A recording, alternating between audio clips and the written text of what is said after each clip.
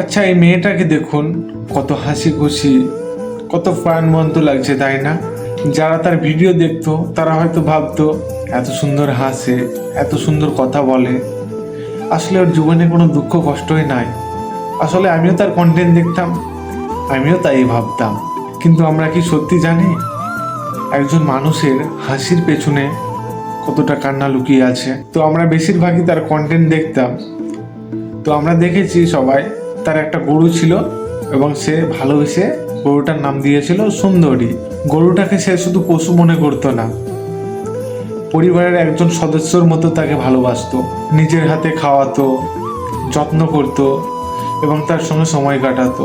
এত মায়াবী একটা মন, এত ভালোবাসায় ভরা একটা হৃদয়, কিন্তু তবুও সে আর আমাদের মাঝে নেই। আর এখানেই আমাদের শেখার বিষয় আছে।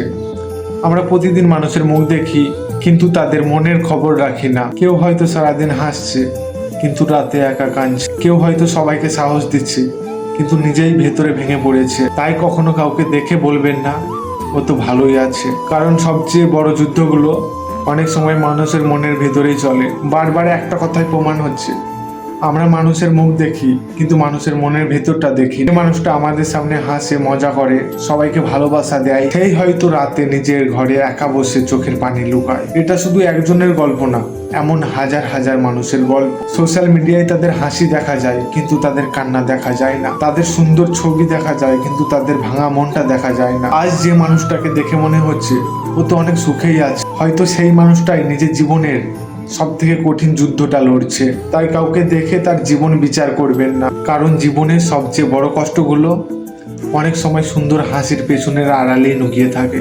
আর সবচেয়ে ভয়ঙ্কর যুদ্ধগুলো মানুষের বাইরে না, নিজের মনের ভিতরেই লড়ে।